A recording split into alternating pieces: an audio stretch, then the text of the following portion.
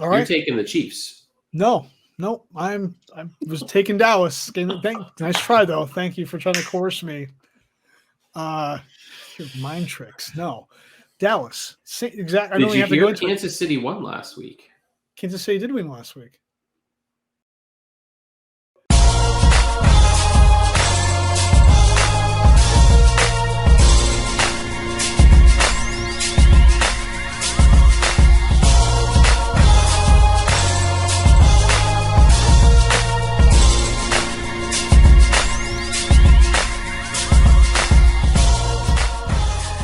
And we are live. Let's go. This is the Dos Padres podcast. I'm Major J. That's the Sundance Kid. We were here covering the Boston sports scene with plenty of other antics and fun mixed in along the way. Sundance, how you feeling tonight?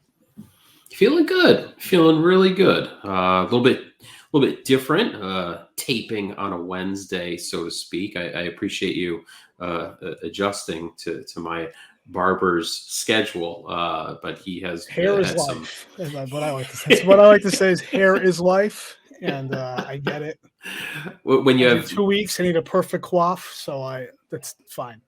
Well, I'm about two to 3 weeks overdue, and I don't have much to begin with. So you combine those two things, and it doesn't look What great we under theorize you here. actually didn't need to go then. It doesn't look great under here right now. So the haircut is much needed, my friend. So kudos to you for being flexible, and I'm feeling great because things are looking up in the world of New England sports for sure. They certainly are, and just a quick overview. Yeah, tonight we're going to have a big jam-packed episode, bigger than usual. We've got some Red Sox news to run through. We've been taking some Red Sox time off the last few weeks since the end of the playoffs. We have a few things we want to touch on before we go further there. We've got the Celtics back to their old tricks this past week. We've got an injury segment with old friend of the podcast, Dr. Geary. We're bringing Dr. Geary back for a little bit there. Nice. We're going to talk about the Pats dismantling of the Cleveland Browns over the weekend, then turning right around to take on the Atlanta Falcons on a short week on Thursday in Atlanta. We've got another round of NFL picks, which we're almost afraid to bother with at this point, and you'll understand why when we get to that. And we're going to close it out with another top five.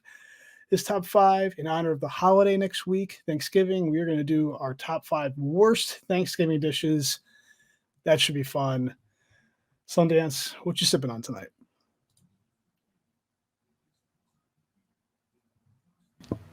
Apologies.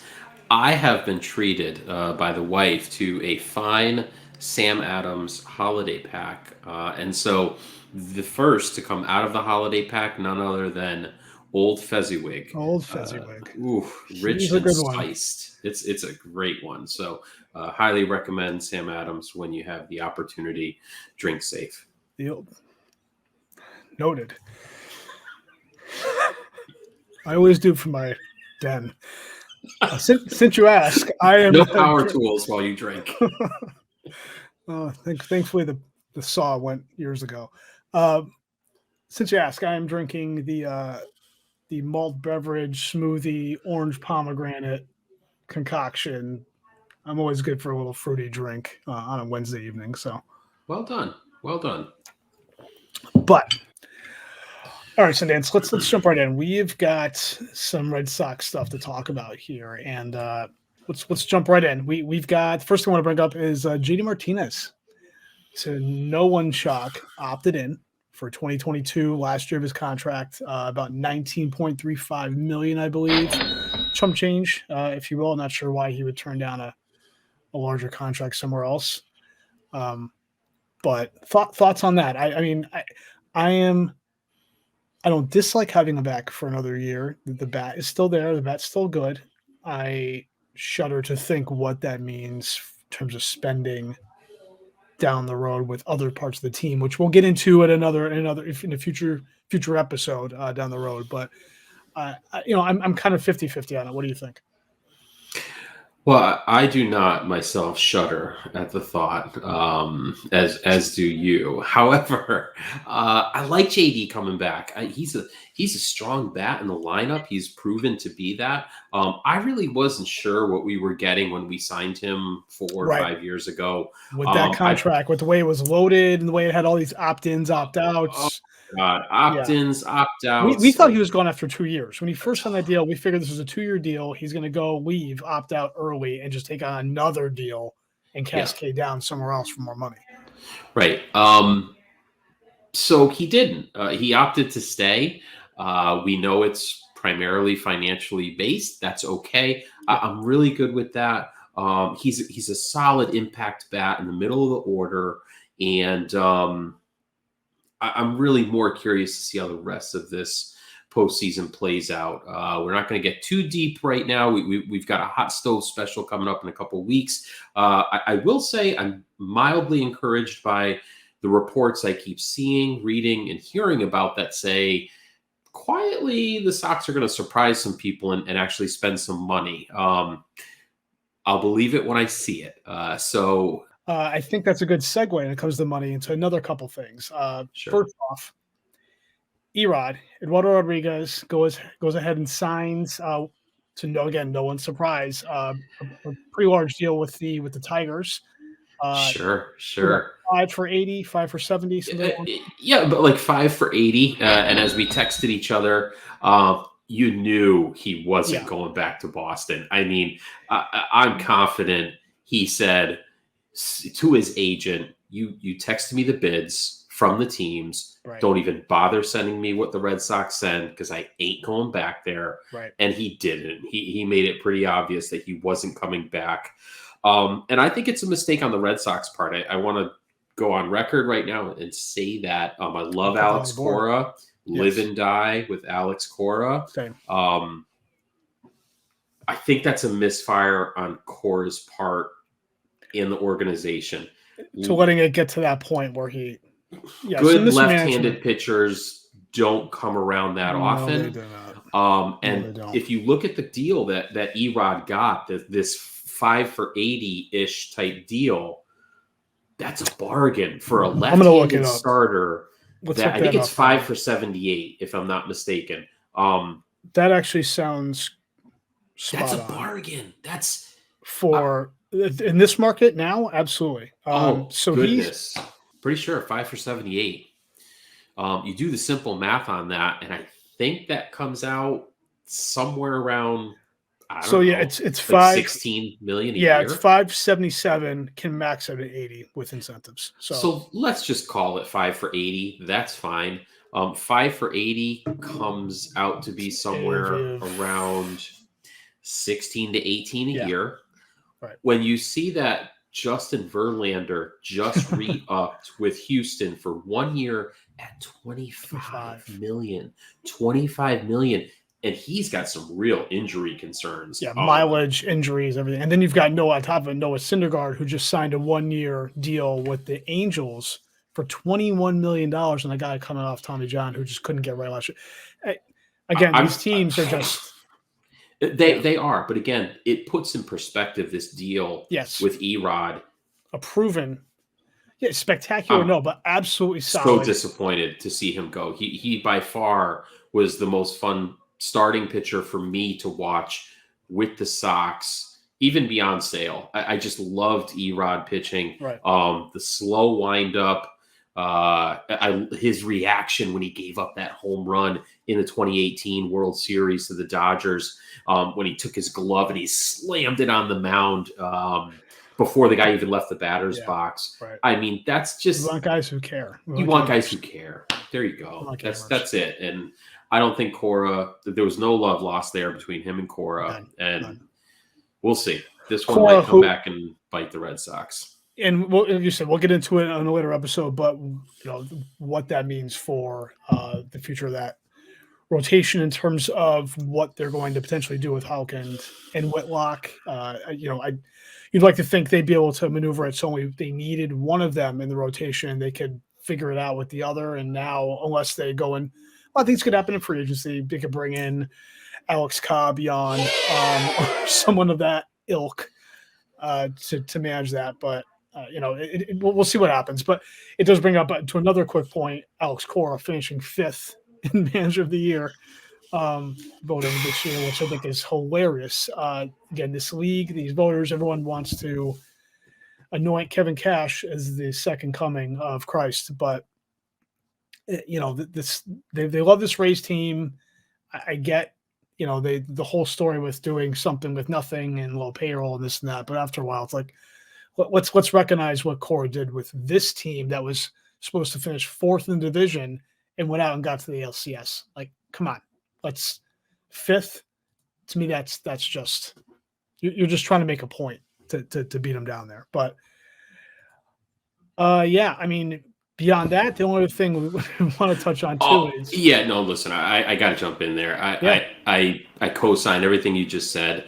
It's embarrassing. I'm sorry, but you can't give the Manager of the Year award to the guy that lost to the better candidate who got more out of his team than anyone expected, including the Tampa Bay Rays, because a lot of sports writers... The Rays came off of a season where they won. The Rays are coming off of a good season, so it's not like he elevated that team even more to win that award, whereas Cora completely took this team to being supposedly mediocre.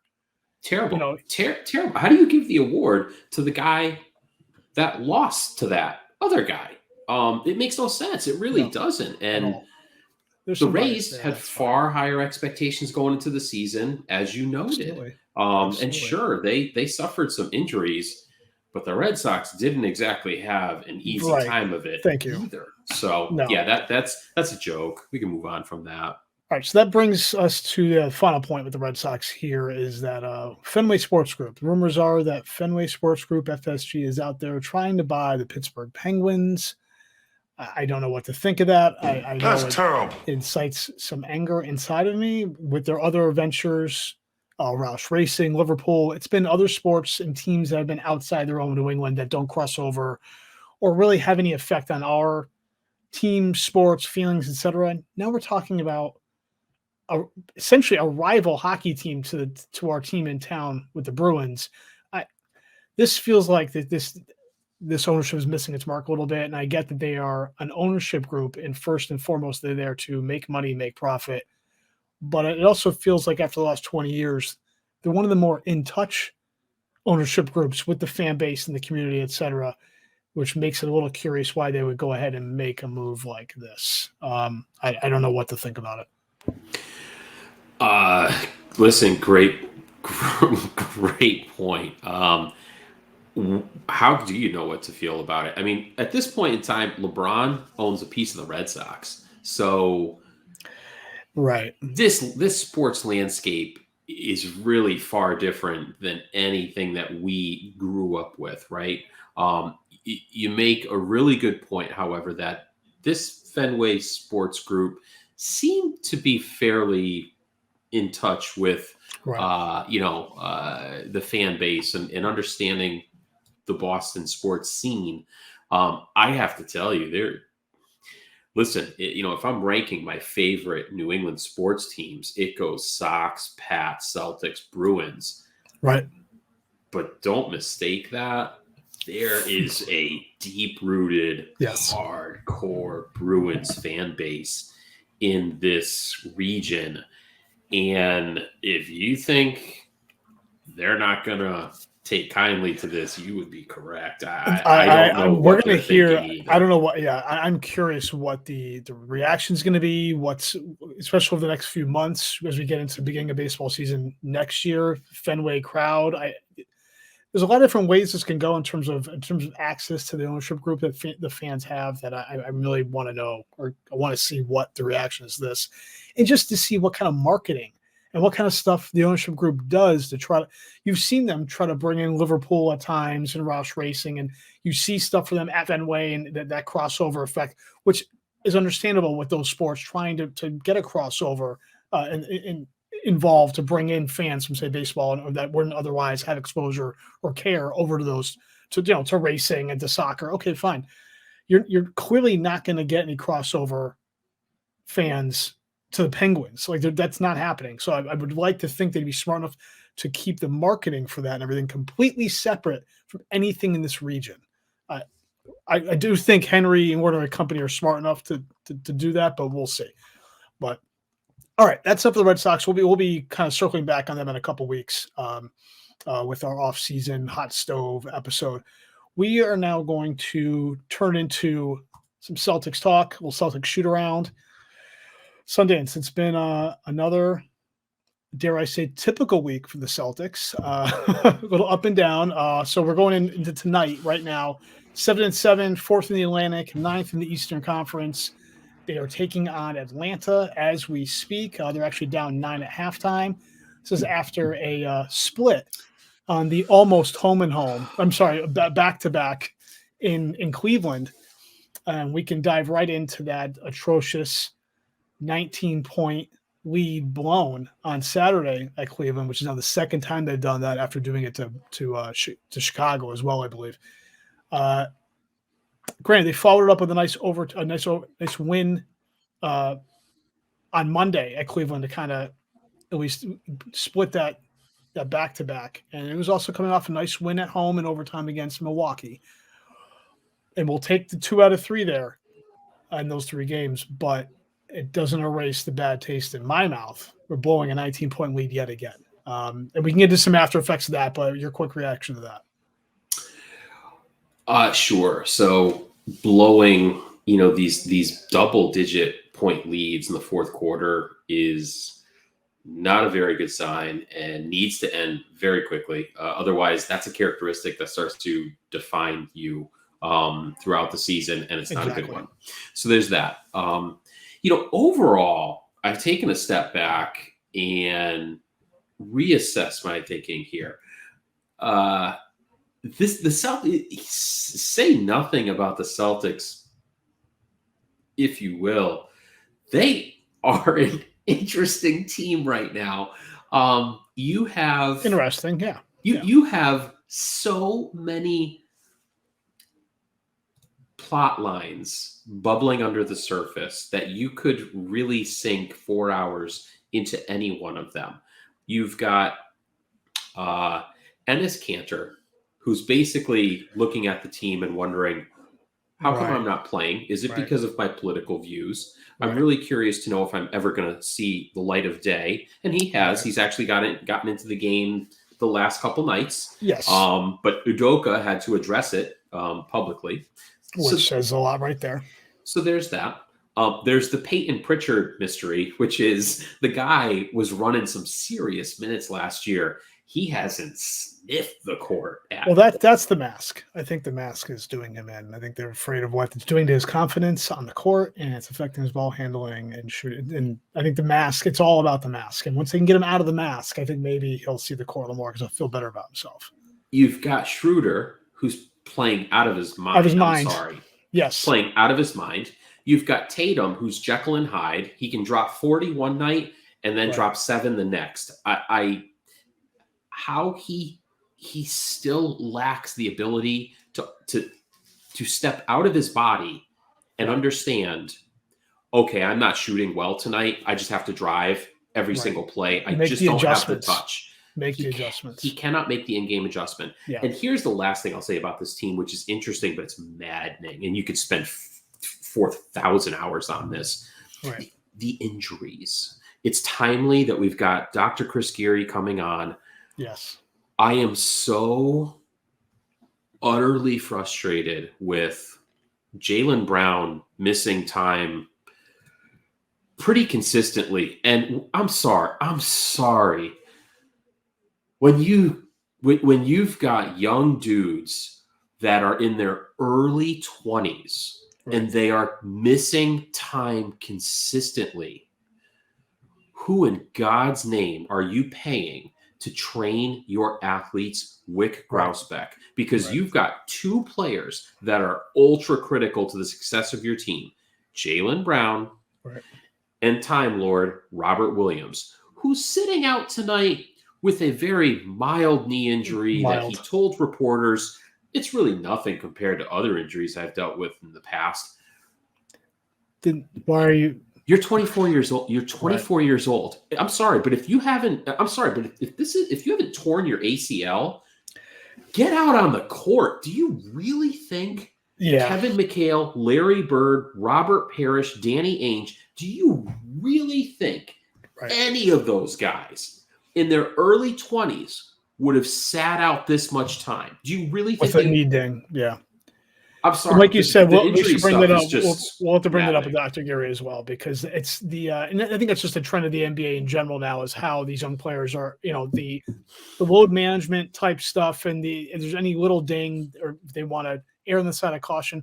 I understand erring on the side of caution in certain situations. When you're 34, when you're 35, when you're LeBron James, and we've got to make sure LeBron's around in April when the playoffs start. Right. Not when you're 24 years old.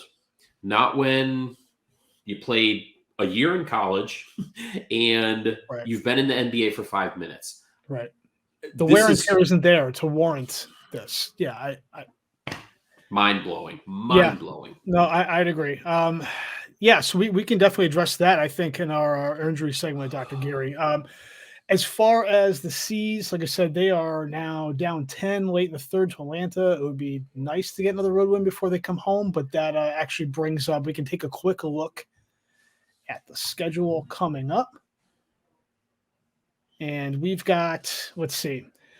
All right, so we are right here in Atlanta, Wednesday, 7:30. That's not looking great right now. But we got a 4-game homestand coming up over the next week. We got the Lakers on Friday night, and funny you mentioned LeBron. It sounds like he may be coming back for that game. Hooray for all you fans who bought tickets! Excited for you for that. Then they welcome on Saturday back to back. They've got Oklahoma City coming in. Then we've got Houston on Monday, Brooklyn on Wednesday night. I'd love to think we could take 3 of these 4, given the way this team is hit its Jekyll and Hyde nature yet again. We should probably be happy with the 2-2. I'm not going to be happy with the 2-2. We should be, quote, happy with that. I will not be. Three of these games are winnable. We should Houston. We should be able to take Houston out at home. We should be able to take Oklahoma City at home. And then if you can take one of the 2, Lakers or Brooklyn. Yep. We'll just see him beat Brooklyn at this point, given the effect of the standings that would have, but we'll see. And then they go back on the road, Sacramento, Toronto, et cetera. Then we dip into December, but it makes for an interesting part of the schedule, and we'll see how that goes. I don't know. Any final thoughts on the Celtics before we jump out of here, Sundance? Yeah, I hope Time Lord and Jaylen Brown can somehow muster the courage and good fortune to actually see the court for any one of those 4 games. It'd be fantastic to actually see them be out there at the same time as each other. That'd be fantastic. That would be, imagine that. We can only hope and pray, Sundance. All right, as we roll out of the Celtics here, take a quick moment here just to remind everyone, if you're watching us on YouTube, please like, subscribe, and turn notifications on so you never miss a show. We are on the road to 1 million subscribers. Not before the end of the year, though, Sundance. We're going to try to be realistic, just 1 million total. We don't have to put a timeline on that. But we'd love everyone to join us and be a part of the journey for that. All right, so that takes us into our injury segment, where we welcome a good friend of ours, friend of the podcast, back to the show. It is our newly christened Geary's Anatomy, featuring Dr. Christopher Geary. Not Dr. Meredith Geary. Dr. Christopher Geary. We have to somehow reference Grey's Anatomy here. I can't even tell you how much I detest that show. Well, then it works out perfectly. Great to have you back. Thanks for joining us. I'm glad I carved out part of my evening to share this with you. Yes, and don't cut out early. Okay. I'm on call, so if I have to, if you need to go check out Time Lord's knee, if you get the call to go check out his knee, we get it. You better go for that. Then we got a whole different set of problems. So, you know what? Great segue. We'll just jump right into that with Celtic stuff. Obviously, we'll get Jalen's hammy. We'll do next. Any indication, any idea what's going on with this whole situation with Time Lord's knee, or if it's just a bunch of hubbaloo? What? I don't particularly know. I mean, it seems more like a maintenance kind of thing. Right. these big guys have knee problems. It's the buzzwords in the NBA is always load management, which always makes me smile and giggle because I'm completely immature. But well established. Yeah, I mean it's one of the. I don't think it's anything serious. I think it's one of the. I think if it was the playoffs, he'd be playing through it. But they have this attitude of like we're managing these guys for the long run kind of thing. So, and as fans, it's frustrating. And yeah, to your point, like back in the day, guys would have played through that. But then, yeah, you get like guys. You get Larry Bird lying on the sidelines with a heating pack on his back because he can barely walk in between games. It's a great reference, by the way. Yeah. The Larry Bird on the ground, on the floor, lying down. Thank you, Bill Laimbeer. Right. Yeah, seriously. So no, I don't think it's anything serious. I think it's just a management thing more than anything else. Brown's hamstring, it is what it is. It's like one of those. It's 1 to 2 weeks, so you're kind of like talking probably like a minor hamstring strain kind of thing. But yes, that's not something. He doesn't. I don't remember him having a history of hamstring issues. So I don't think so. No. But I mean, like, to your point about like, is it frustrating? Yeah. Like there's a lot of these days, there's a lot of, it's not as linear as it was back in the day. And maybe that's to the player's benefit. Like, you hear all these, horror stories about like, who was Marty Barrett, like, for the Red Sox, Marty, back when Pappas was the team doctor and a part owner, it's like, we want to talk about conflict of interest. So these days, like, guys have, their agents are kind of managing them in addition to the trainers and stuff like that. So, to my eye, it hasn't become like a pervasive issue in terms of guys getting a lot of preventable soft tissue injuries. Right. The example I go to with that was like the Yankees of the last couple of years. Like every pitcher they had a core injury, like every single one of them. And like, they all missed time because of it basically. And all my friends that are Yankees fans, screw them. But, they're like, what is going on with our JD in the Bronx? Right. They're like, what's going on with the training staff? Like none of these guys can stay healthy. Like, why can we not, avoid this guy? It's one thing, guy tears an ACL, right. It is what it is. But like these, like, repeated core injuries and stuff like that. Like that's like, all right, who's are these guys doing MMA training as opposed to like, getting ready to pitch or something like that. So, so that's, I don't think either one of those guys is a long-term thing. And I think if it was the playoffs, it'd be a different situation, but, it is, as a fan, it's frustrating when they're not out there, so.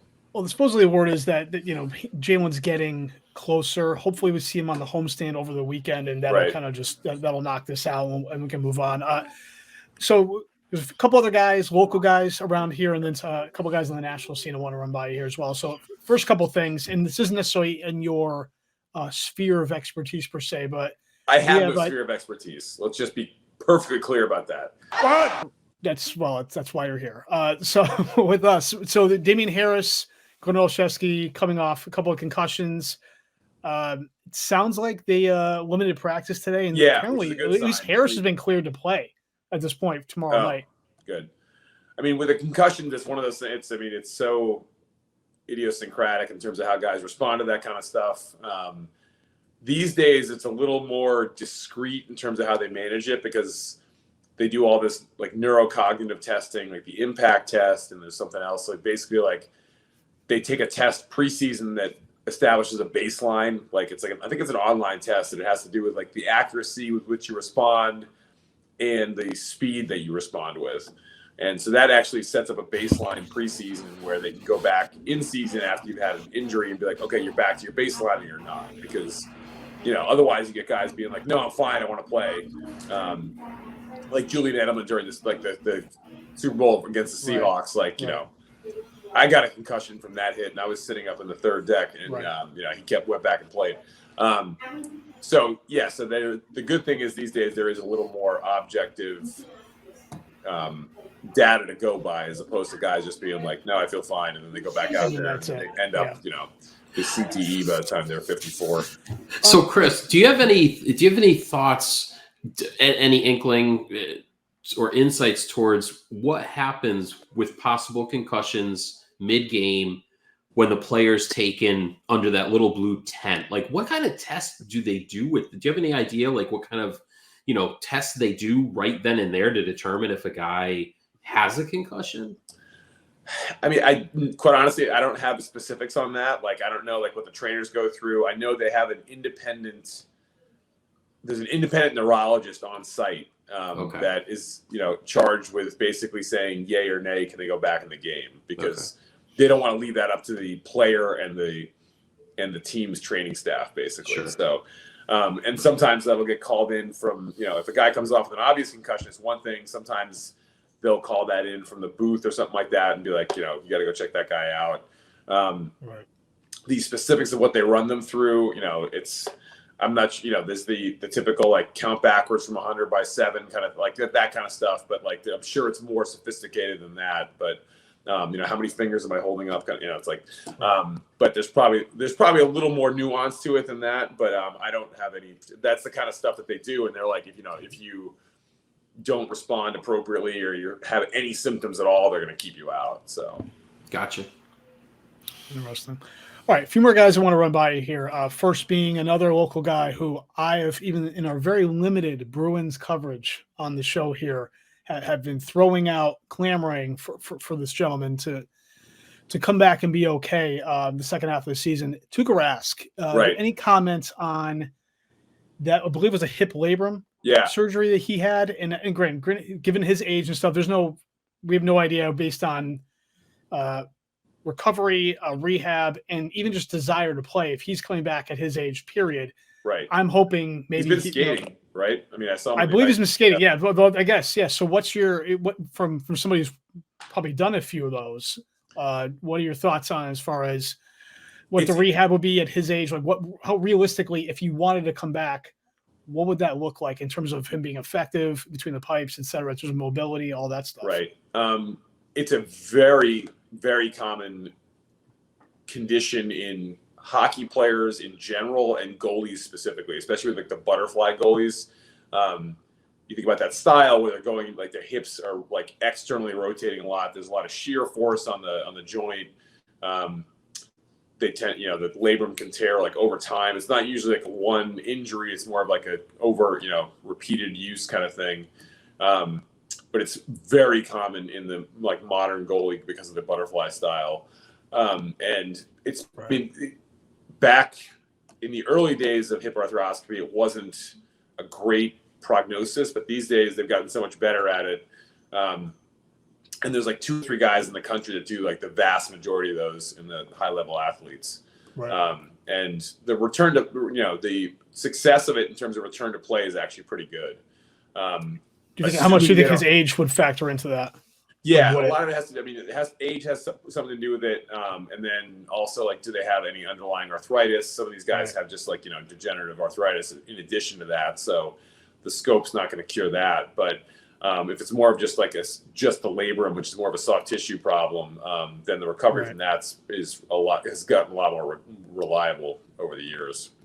So I think there's a good chance he'll be back if he.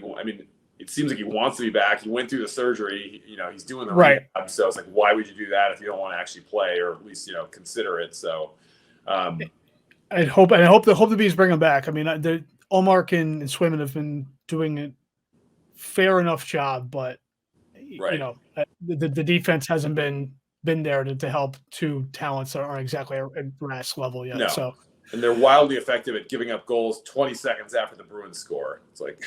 Yeah, a little. They figure they can squirt their Gatorade and take a playoff. And oops, a couple other guys I want to run by here too as well that aren't local but are players of interest that Sundance and I have talked about on the side as well. One is, and I think you and I have spoken about this as well, as Fernando Tatis and his refusal to get the surgery on his shoulder, thinking he can just strengthen it in the offseason, et cetera, and not sublux it 8,000 times again over and over and over. Thoughts on that? I'm skeptical that's going to work out for him. The natural history of someone with multiple subluxations of their shoulder is that doesn't just stop. Once you've had, you have 1 or 2, you may sometimes guys just don't, they don't become recurrently unstable. But when he's had multiple subluxations now from Right. atraumatic, not atraumatic, like higher energy, like swinging a bat.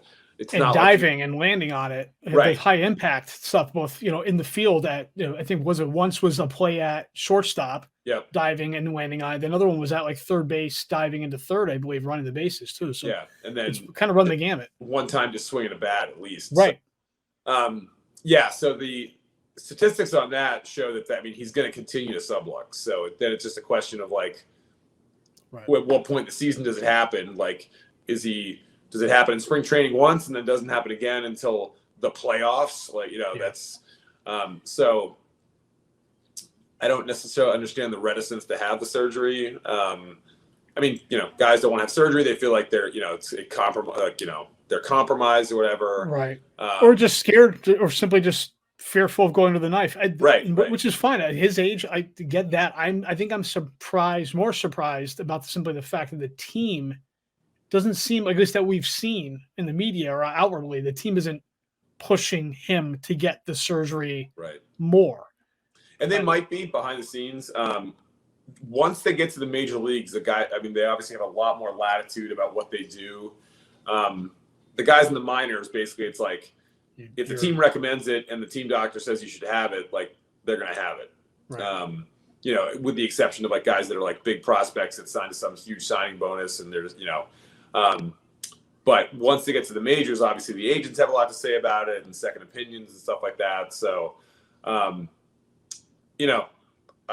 hope it works out for him because he's a really fun player to watch play. But just based on statistics in the orthopedic literature, the odds he's going to have recurrent subluxations is like close to 100%. And then it's just a question of when and how long it keeps him out for. Right. All right. The only other guy we wanted to run by as well, and somebody we spoke about recently, is Derrick Henry and that Jones fracture situation in the foot. What are your thoughts on that? Right. So he has a foot injury, which has been reported as a Jones fracture. Jones fracture the fifth metatarsal, like the long bones in the foot. The Jones is one of the more lateral, so like by your pinky toe. And it's a very common. So there's different kinds of Jones fractures. There's like the acute ones, which is like you step on it just wrong and it breaks. Like you twist your ankle, but that bone breaks. But you can also get these like almost like stress fracture that then become an acute injury. And that, if this is a Jones fracture and not a Lisfranc, that's probably why they got an MRI on it. Because a Jones fracture, you diagnose with an X-ray. It's a broken bone, you diagnose that with an X-ray. But apparently he got an MRI.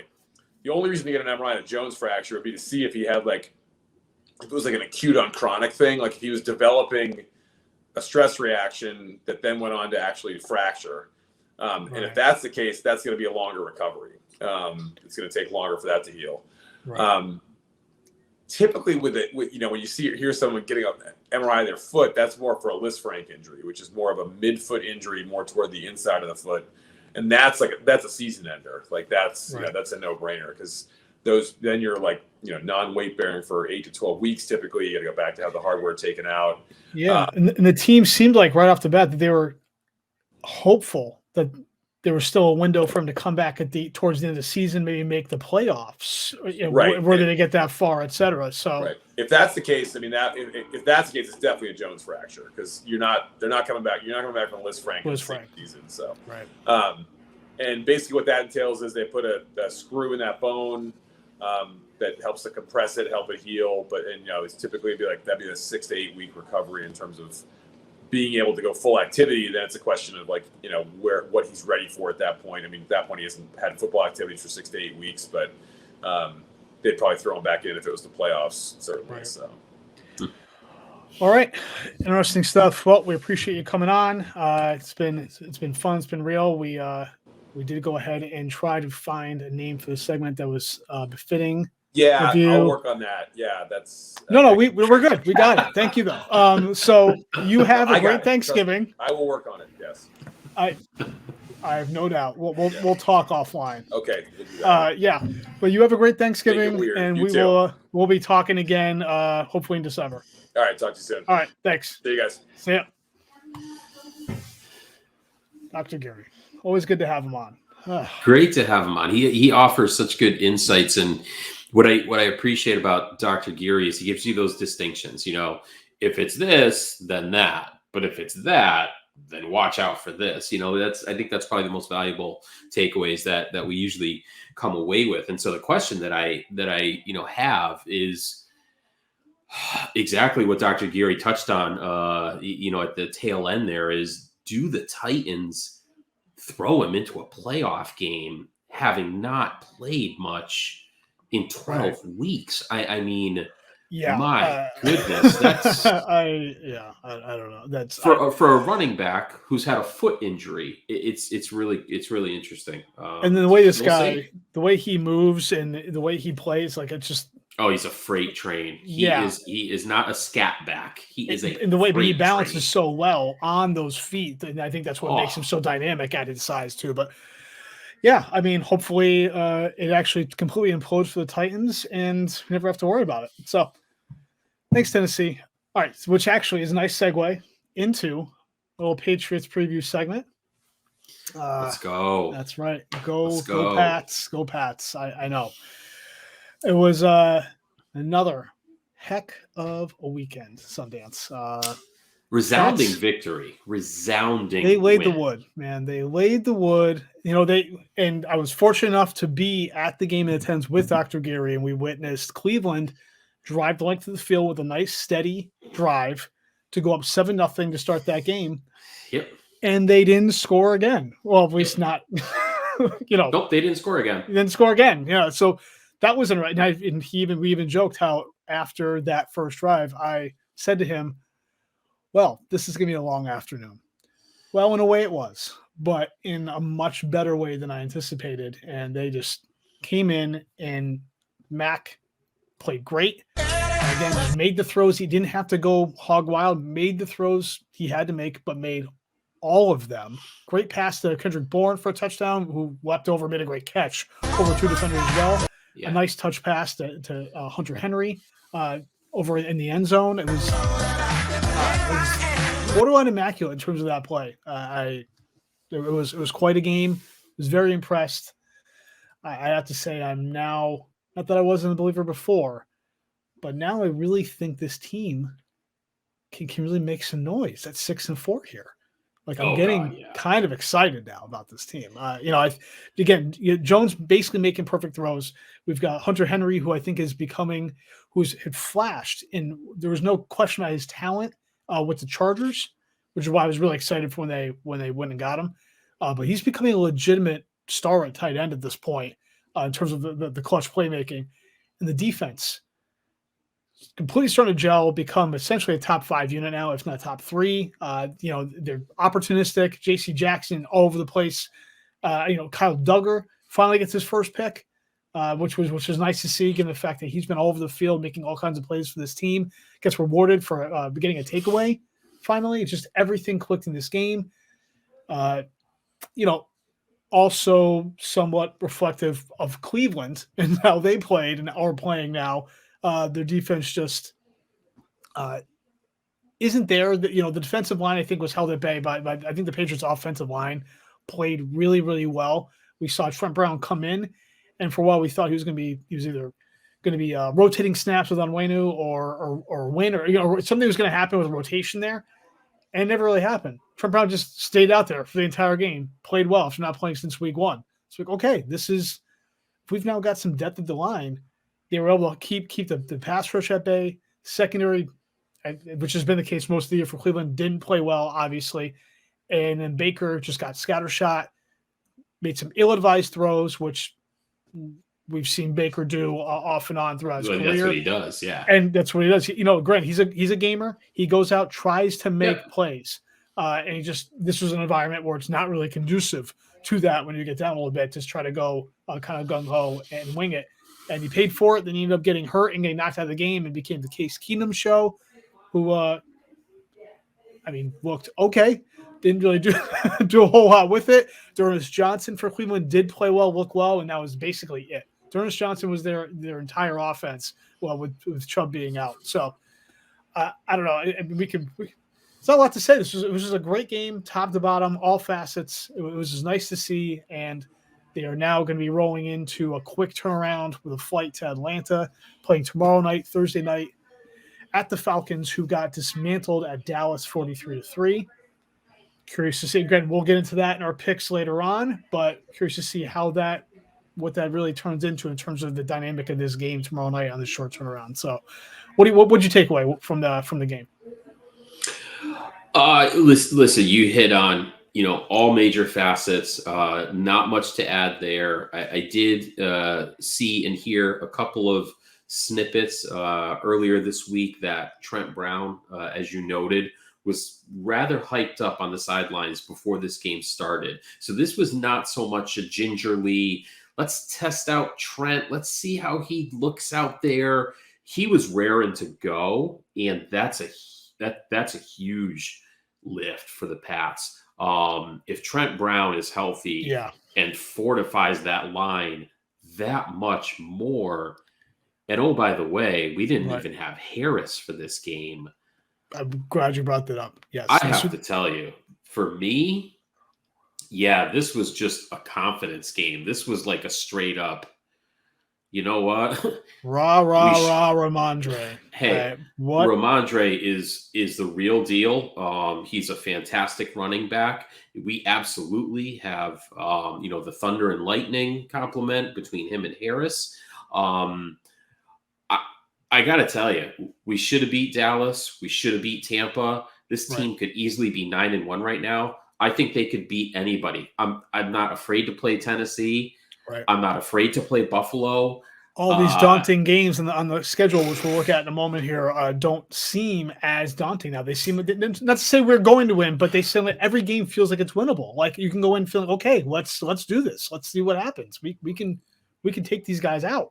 110%. As long as Mac and Matt, how do you like that for some alliteration? As long as Mac Jones and Matt Judon are healthy, this team's unstoppable. And I'm really comfortable saying that. And I know people can laugh. They're 6-4. They very easily should be on the upswing, though. Absolutely. And this is where winning teams come out. Is they don't run the table. They have streaks that might start slow, etc. It's how you start playing that second half. And the team's won 4 in a row at this point. And like you said, Matt Judon, another example of money well spent in the offseason by Bill, who is now now already at a career high 9.5 sacks. And he definitely flashed it with the Ravens, and that's why they went out and got him. It was more based on how he's utilized in that scheme with Baltimore. And I think at this point now, Bill and company are utilizing him to his. Go ahead. Yeah, listen, really good point. Let's give Belichick, the GM, some credit right now. Because listen, I was crapping on him earlier. Yes. Oh, by the way, we won 45-7 without Jonnu Smith. Who was like the savior first signing of the offseason. Which I loved. I will say it to your up and point. Down. I still want him to do well. I still think he's a fantastic player. It's Hunter Henry, fantastic signing. Yeah.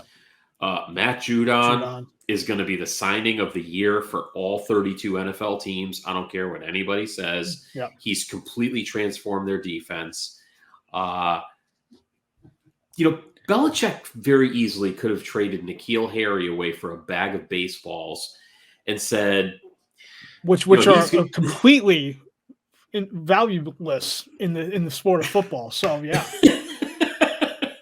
and said, I can get something out of him, and he's a fantastic blocking wide receiver. Here's the crazy thing: every opposing team knows. Right. He's only on the field to block. It's insane. And it doesn't matter. That is a typical Belichickian FU move. Like, that's right. He's only out there to block and watch him run over your defensive back and clear a lane for Ramondre to the end zone. Right. You've got to give Belichick a lot of credit. And I will say, we haven't even talked about it, but another signing that I think at this point, when I wouldn't say under the radar, a little unheralded, kind of okay, nice complimentary signing for the contract and money they got him for. At this point, I think Kendrick Bourne is actually Huge. living up to. He's coming on strong. Absolutely. He's coming on really strong. Plays. He's absolutely. His role is growing little by little in Yeah. terms of his share of the offense. Ramondre with 20 rushes, 100 yards, 2 touchdowns, caught a few balls out of the backfield. So it looks like we're going to get Harris back for tomorrow night in Atlanta. Curious to see what that rotation looks like. Yep. I want to say after this game, we've seen Ramondre go from that weird situation where week to week he was inactive. What's going on? After these last couple weeks, I'd like to think he's at least secured some share of that backfield, even with Damian Harris out. I think at worst, and we'll see, could be wrong, I think at worst is 60-40 Harris when Harris is back, and it could easily be more to Ramondre. We'll see. It's certainly trending that way. I mean, Right. Let me ask you right now. Bill does love him some Damian Harris, so that's why I don't know if the concussion is enough to all of a sudden wane him out to a middling portion of that rotation. We'll see. I think ideally they want to have both backs and use them as much as possible, thunder and lightning, if you will, or what have you. But in terms of what the share actually works out percentage wise, we'll have to see. I'm not sure, but it may work best where it's not necessarily 50-50, but you're rotating the two of them in on series or situationally or what. Yep. Hopefully keep them both fresh and not say get concussed in the same game. Because what are the odds of that happening ever again? What?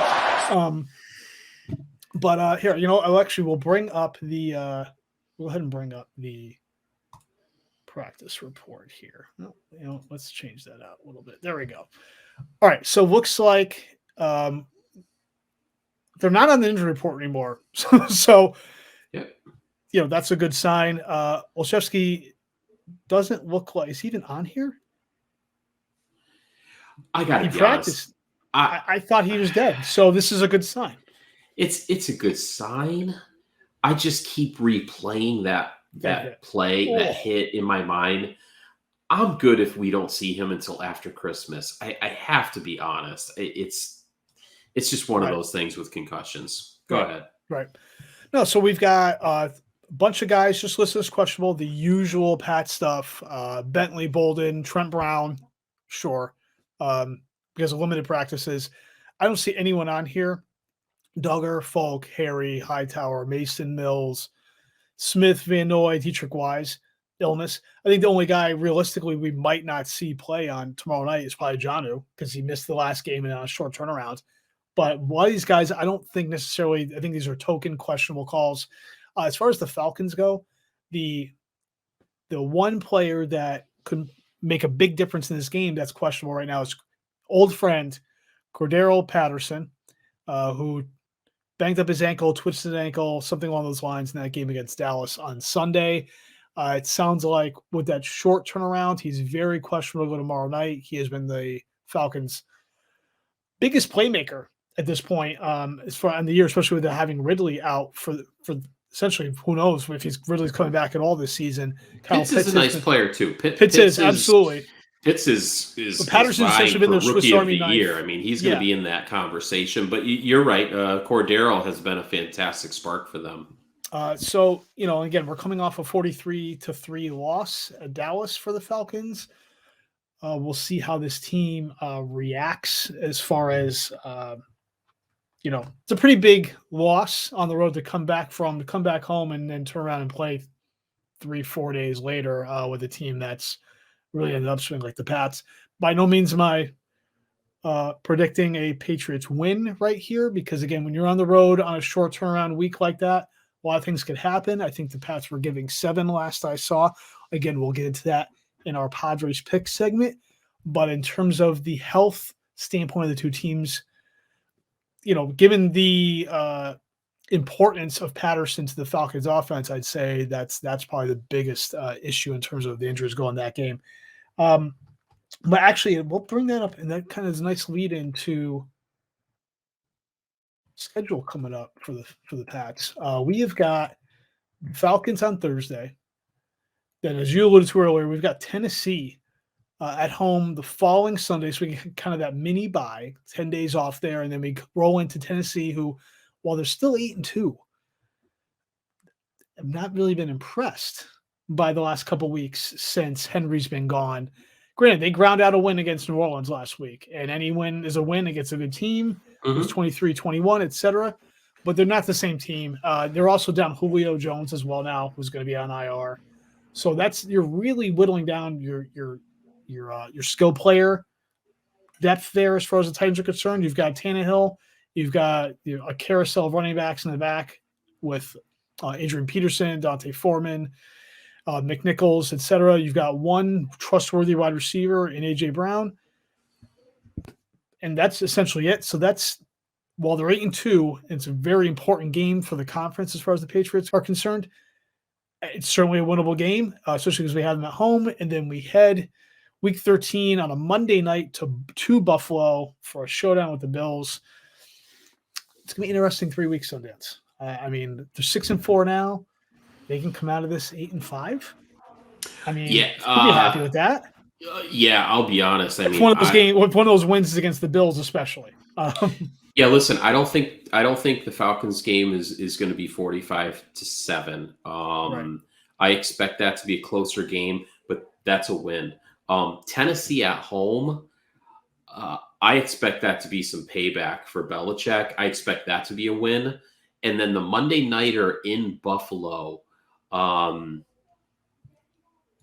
actually think that that's a win as well, because I think some of that bad luck, bad juju that we had in September has completely flipped. And I think we actually catch some breaks. So I think we go into the bye 9-4. I think we stumble out of the bye, and I think we close the gap at the end of the season. I'm going to call it right now. I think they're going to go 11-6. But I see them ripping off these next 3 games. They just look unbeatable. They just look unbeatable. Momentum right is there. And I think for me, especially with this quick turnaround Thursday night Atlanta, that one especially, I don't expect them to necessarily go in and have it be a 45-7 type of game, but they need to reassert themselves in that game as well and say, even on the quick turnaround on the road, doesn't matter. We're playing this well. We're gonna go ahead and get a confident win here and keep the ball rolling and move forward. That's what good teams do, and I think that's another step towards really asserting themselves. So I do have to interrupt this broadcast to bring you this urgent New England sports alert. There's been a Peyton Pritchard sighting in Atlanta. Where's the mask? There's been a Peyton Pritchard. He just threw up a 3. He is maskless. If my high definition flat screen is not deceiving me. And no, it's definitely Peyton Pritchard. He is out on the court with 10 ladies seconds and to gentlemen. Go. With Enes Kanter as well? Is that Enes Kanter? No. He's already been in, but that's not him. No, it's not him. That's a man with a sleeve of tattoos. Well, good to know Peyton Pritchard is among the land of the living and his face is structurally sound. All right. It's a good segue. I think we're gonna roll out of the Patriots here at this point. That is going to take us into our next segment, one that you, Sundance, have missed for a while, and I'm going to go ahead and bring it back. Our Fantasy 5. It's been a while.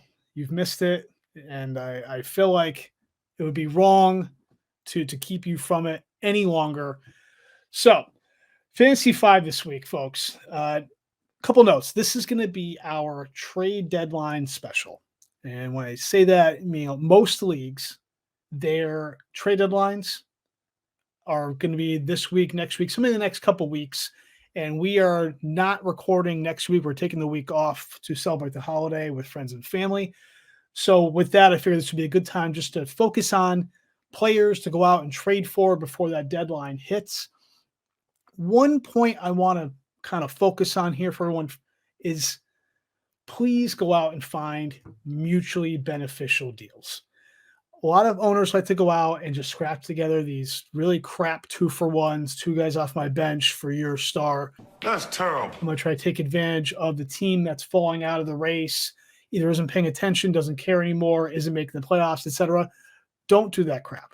No one likes it. You're just insulting someone by doing it. 2-fers are fine in the right situation. If you're offering 2 legit starting players that will help that other team for a good player, fine. I'm fine with 2-for-1s. A lot of people in the industry don't like them to say, oh, if you're getting the best player, the one, you're winning the deal. Not necessarily. Every trade is different. But you got to make sure you're going offering legitimate players. Okay. One rule of thumb right now as you roll into the deadline, other people are making trades as well. All right. So you want to cut through the BS and not haggle and waste time. It's a 90% rule. Look at what your best and final offer would be for a player or in a trade. Start at 90% of that. Don't no lowballing. You don't have to give your absolute best offer up front. Get to like 90% of that just to whittle down and just get something to happen. In the end, you want a trade that benefits both teams. That's how trades happen. Right, Sundance? This is accurate. So what you're telling me is that I really shouldn't approach someone with my Peyton Pritchard and Enes Kanter and try to get back perhaps a James Harden. It just doesn't work that way. In basketball terms, exactly. Right. I like the way yes, that's a good job. All right. So with that said, let's get into our top 5. Let me go ahead and bring up our graphic. All right. Number 5. This is not a single player. It's more of a general group of players. Handcuffs. Okay. So this is going to apply specifically to handcuffs for number 1 running backs. All right. So this is going to be essentially, you're going to want to go out, if you have Ezekiel Elliott, go out and trade for Tony Pollard. He's going to already be owned. Then again, these are handcuffs that are out there already owned. Obviously, you can pick up your handcuffs that are widely available on the waiver wire.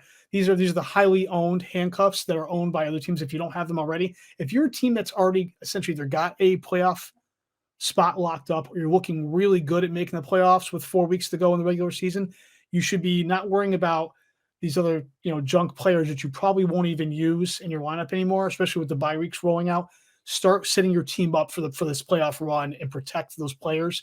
Ezekiel Elliott, go out and get Tony Pollard, like you see featured on the graphic here. If you have Dalvin Cook, go get Alexander Madison, rather. If you have Christian McCaffrey, get Chuba Hubbard if you don't have him already. Darrell Henderson with the Rams, get Sony Michel. Okay, these are guys, just get these high premium backup handcuffs for your number 1 running back. So that way when it comes, these guys go down, you already have them. Case in point, the ship sailed into A.J. Dillon. If you're an Aaron Jones owner, which I am in one league, for instance, if you don't already have A.J. Dillon, too late. You're not getting him now because whoever has him isn't giving him up, even if it's just for a couple of weeks. They probably need him for those two weeks to get a couple wins. Same thing with Alvin Kamara and Mark Ingram.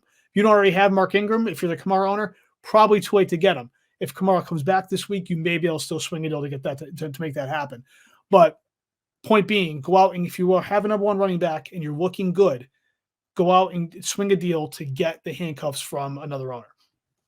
All right, that's number 5. Number 4, Tyler Higbee, tight end for the Rams.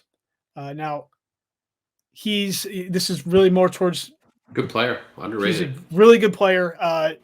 Tight end is unless you have a top 3 tight end, your Kittle, who just came back, Darren Waller, who is coming a little under expectation, but still really good. Obviously, Travis Kelce. If you don't have those high-end guys, you're probably churning tight ends to some extent this year. Tyler Higbee is a guy I'd say if you can go out and get somewhat on the cheap if you can now, I would do that. He's still top 5 at the position for snaps played, routes run on that offense. Just hasn't clicked in terms of the overall target share and usage. No more Robert Woods at this point. That should help. I don't think having Odell Beckham in-house is going to necessarily completely make up that loss of Robert Woods. He did score this past week as well on a couple of catches, and the Rams are on a bye this week as well. So again, his owner may need a win, may need some help, etc. So him being on bye, all those factors mixed in as well, I think will lend to him being somewhat easy to acquire if you want to go out and get him for a decent cost. So Tyler Higbee is number 4 for the trade for list. Number 3, Russ Wilson. Again, this is going to be for teams that are quarterback needy, are churning running back, streaming quarterback, etc. Russ, we saw come off a terrible game at the Packers. Rusty, very rusty. Which very is rusty. You think you could have bet the mortgage on that, but I'm with you. Big believer with a bad finger. The picture here doesn't show a bad finger, but it's there. Yep. They played like poop at Green Bay. They got shut out about as low as you can get. Here's the thing. Seattle's coming back home to play Arizona, who can be thrown on. And even from there in general, Seahawks do have a good schedule against the pass coming up as well. At 3-6, this is not a team that's going to throw in the towel until they absolutely have to. Russ is going to do everything possible to get this team and try to will this team to backdoor into the playoffs. Pete Carroll as well. I would say if you can go and play on the fact he's coming off the injury in the down week and get Russ for a decent cost, that's who you should be going after at the quarterback position. I'll double down on that as well, not in the graphic here. DK Metcalf as well, coming off of a tough game. You can tie him into this situation with Russ as well. See if you can get him away from an owner as well for the stretch run. Same principle. I would get DK Metcalf right now as well if you can do it. All right. Number 2, old friend Antonio Brown of the Buccaneers. He is coming off of, I don't know if it's a serious ankle injury, but moderately serious. He was in a boot. He's missed some time. Starting to sound like the reports are that he's out of the boot. He's moving around, etc. I don't know what that means for this week in particular, but again, if you're in a decent position where you have some running back depth or what have you, and you can actually try to get Brown for the stretch run, I think it's a worthy risk. I don't personally normally take a lot of chances on injured players. I think this is a situation where I make an exception, given the upside he could bring you down the stretch. He's obviously tied to Brady, tied to a great offense. I think it really help you win these 4 games down the stretch, get into the playoffs, win some playoff games, etc. When he's been healthy, the few games he's been healthy this year, he's essentially been a wide receiver 1. So obviously some risk there, but if you can take it on and take a shot, sometimes you have to do that. You got to play to win. To get yourself a championship, Antonio Brown, someone I would take a shot on now while he maybe still has that injury stigma with him. All right, so then that brings us to number 1. Marquise Brown of the Ravens. You've seen weeks prior, I was very big on trading for Lamar Jackson, who I said I thought was going to start to go on an MVP-like trajectory, starting to go that way. Rashad Bateman was an ad a couple weeks ago, 2 or 3 weeks ago as well. At this point, I think Marquise Brown is the guy you go and try to trade for if you can. You're going to have to pay for him. This is not a discount type trade. This Ravens offense is not going to stop passing. It's obvious at this point. The running game isn't there. The running game is Lamar Jackson. And from there, we're passing. It is Marquise Brown, Hollywood. It is Mark Andrews. It is Rashad Bateman. That's not stopping. And their schedule is very conducive to that down the stretch as well. If you're potentially looking at Lamar Jackson being on an MVP trajectory down the stretch, tie yourself to some receivers that are tied to him. If you don't have Jackson, if you have Jackson, great, get Marquise Brown. Even if you don't get Marquise Brown, you might be able to play on the whole fact that Rashad Bateman's eating into some targets, etc. Marquise Brown likes to drop some balls here and there every week. Not that I'm counting. I still think he is a stud enough. He's stud enough, if that's actually a legit saying, that I would go out and make a move to get him to be a part of this passing offense, because I think there's going to keep ascending through the rest of the season. Their defense on the back end is not good either. So you can see this team getting into some shootouts as well. They're going to need Brown. I would go and get Marquise Brown. That's my number 1 trade target. Sundance, you can go out and make some trades. What do you think? Marquise Brown all day, every day. Very good insights there. All right, great. So that concludes our Fantasy 5, which is more like a Fantasy 8, whatever, close enough. And that'll actually take us into Sundance, or Week 11 Padres picks. You know, those things that we don't necessarily like to do anymore because we're just so bad at it. You know, those. And before we go into our picks for this week, we're going to have to at least reflect on our performance last week, which to much of our chagrin is not good. And we'll go ahead and bring that up. All right. So week 10, I went 5-9. You went 6-8. and you are astonished at this point that takes you down to essentially a sub 500 level. With the tie, so ties don't really count in the NFL. A lot of players. But we're talking in the win NFL, percentage, and you've won 66 out of 133 picks. So if we're going by straight win percentage, you were only at a 496 clip. It shouldn't be going by straight win percentage. It should be going by wins and losses, but that's fine. I will actually run the table this week. If you're betting on games, if you are planning to get your paycheck tomorrow or Friday and essentially double it, this is the time you want to write down these upcoming picks. I am going to run the table this week. Great. And just as a reminder to everyone watching, listening to the podcast, we are not professional gamblers. These picks are for entertainment purposes only, despite what Sundance just threw out there. Gambling problem? Call 1-800-GAMBLING. That's not a real number. But yes, point taken. All right. 1-800-GAMBLING? Is that really a site? Is that a phone number? I think it depends on this. If you have a gambling problem, I believe that it is. I think it varies by state. Well, that's fine. All right. Either way, we will go ahead and bring up this week's picks. All right. Sundance, we have got our DK Sportsbook up. We are going to run through our slate of games, including, now that we are recording this on a Wednesday night, we can actually officially include our Thursday night game into the mix here. So that's exciting. And love it. What do you know? It is the Patriots, as alluded to earlier, going to Atlanta, taking on the Falcons. Patriots are giving 7 Sundance because I am just a good all-around guy. I'm going to let you lead off. Really appreciate that. As I noted earlier, I do not see this game being 45-7. That said, the Patriots are absolutely going to win by at least 7. I'll take the Patriots. Yeah, I'm going to go ahead and take the Patriots minus the 7 as well here. I think potentially with the Falcons, you never like to read too much or put too much into coming off a big loss, etc., like they did against Dallas. This one just doesn't feel good. They were already limited on first playmakers. Their defense is not good, period, in general. And if you're potentially taking away one of their best playmakers, or maybe their best playmaker in Cordell Patterson, not good, even on a quick turnaround for the Pats. I'm going to take the Patriots minus the 7. That's going to take us into our first 1 o'clock game on Sunday. Houston is going to Tennessee. Tennessee is giving the 10. Yeah, Houston's coming off a bye. But again, they're on the road. I believe I took Houston a couple weeks ago against better judgment. I regretted that. I'm not making that same mistake again.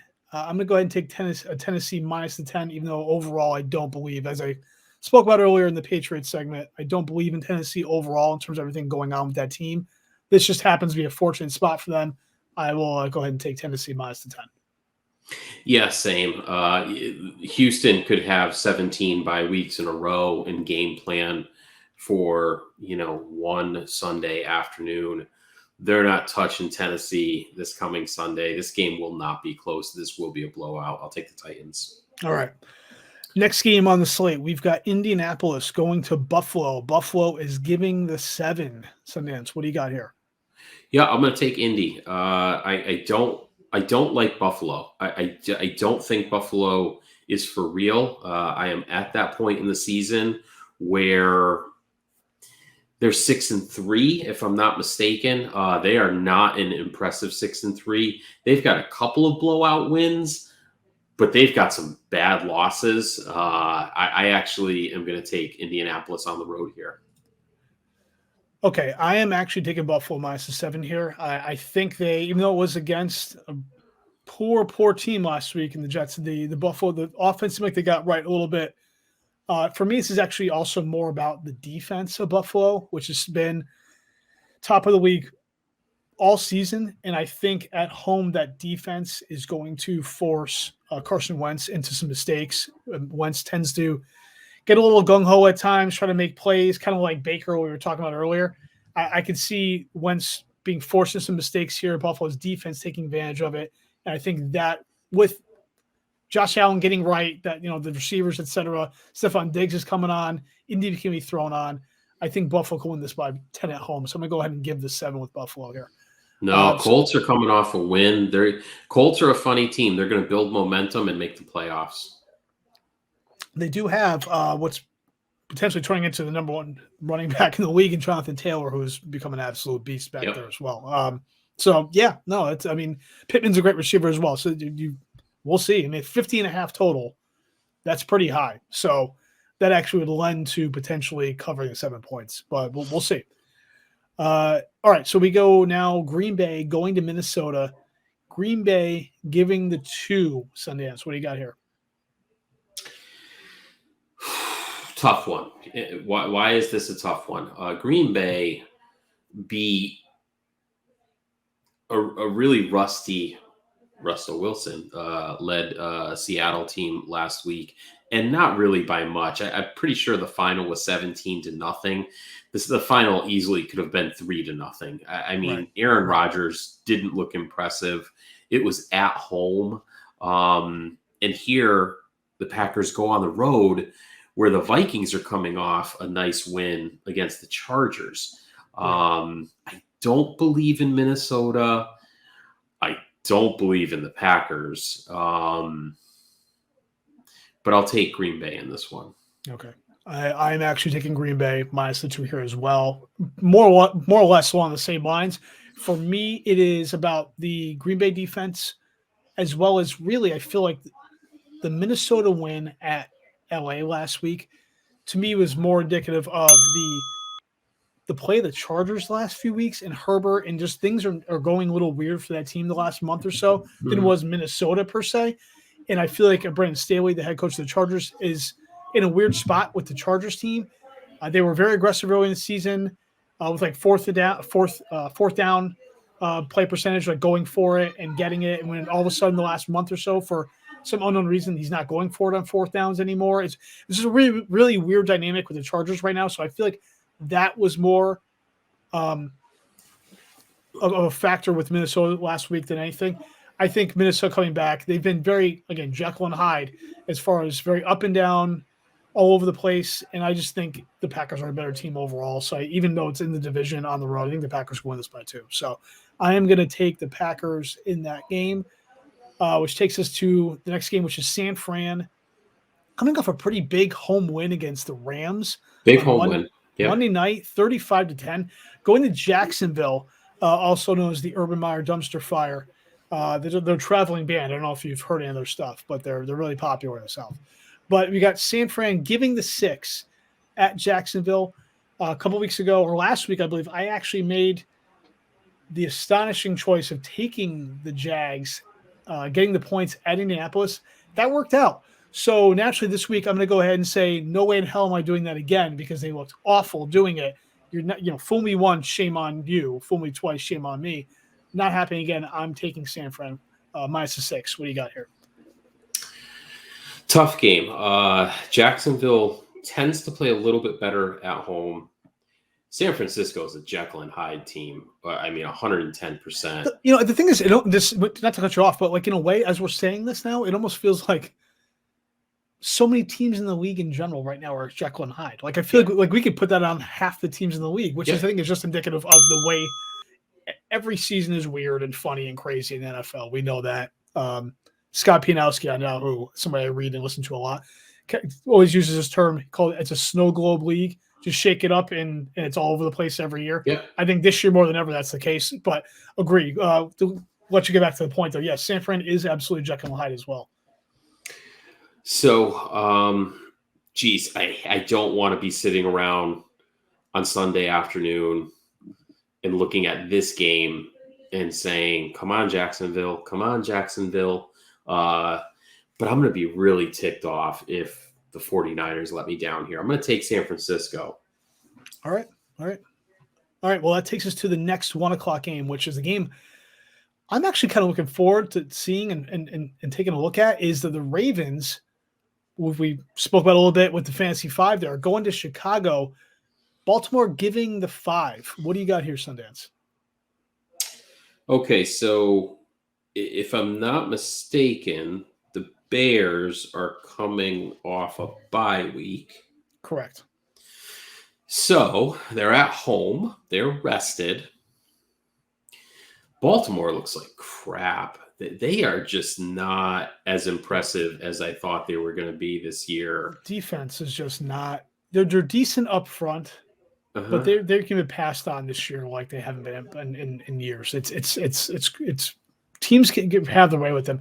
And like you said, after that game against Miami, where they just went like zero cover, like rushed everyone, like it was ridiculous seeing that the way that line couldn't handle that rush. Khalil Mack playing in this game? I do not know as of yet. I think he's got the red Q, the infamous red Q we spoke about. We were talking about last week in our fantasy segment. I think Khalil Mack has the red Q. I can't go with Chicago. I'll take the Ravens. All right. Well, guess what? I am going with Chicago, not only to cover, but the outright upset special. Coming off the bye at home, Justin Fields is starting to look pretty good. They're getting they got David Montgomery back, so now their backfield is kind of looking right. I think they can get the true balance now they want out of that offense, despite a good friend of the podcast, Matt Nagy. So I'm going to go ahead and take it again. Like you said, Baltimore, don't trust them. I think we've seen plenty of games where they've gone out and just defensively they can't hold teams. I think this could end up being a shootout. Like if I was betting this game, which of course I'm not, nor am I giving advice, I would absolutely be taking the over 45.5 on this. So I am going to take the Bears with the points upset special, which takes us into the next 1 o'clock game. Oof, an AFC East battle of Titans. No pun intended. Miami going to the Jets, giving 3.5. Yeah, this one I flip-flopped numerous times. In the end, I'm going to take Miami, giving a 3.5, simply because I am not Flacco for Flacco. Joe Flacco is starting this game, and I don't trust him. I don't trust this Jets team to carry over anything from one game to another, even though they just got shellacked anyway. I don't really trust Miami either, even coming off of a nice win at home against Baltimore. But it's the Jets. So one of these two teams has to win the game. I'm going to take Miami, and I'll say they cover the 3.5. Yeah, geez, Miami's defense is really coming on lately. I mean, if they didn't stumble as badly as they did through that first third of the season, they would be one of those quote unquote teams that you don't want to play down the stretch. Right. And the Patriots still have to play them in Miami. Wow. I got to tell you, I do have visions of old man Flacco scrambling on the run, finding some unknown wide receiver down the sideline for, a 60-yard bomb. We're going to say it's Corey Davis. And you know why Corey it's Corey Davis. Davis? It's going to be Corey Davis. Do you know why, Sundance? Because I just traded for him in the Bloodthirsty Tacticians League. So it's going to be Corey Davis. So I see that happening, but I see Miami winning this by more than 4 points. So I'm going to take the Dolphins. All right, great. All right, so next up on the 1 o'clock, this is another big 1 o'clock slate, which I cannot stand how the NFL balances its schedule week to week and always overloads the 1 o'clock games. Anyway, we have New Orleans going to Philly. New Orleans is coming off of that close loss in Tennessee. Philly comes off of a nice upset win in Denver. Philly is now giving the 2. What do you got in this one? New Orleans all day, every day. Sean Payton's a great coach. Tough loss for the Saints last week. They will bounce back. Philly beat Denver. Denver's fading. I guess you could say it's a nice win. It's a win. Anytime you win in the NFL, it's a win. Nice win. But not that impressive to me.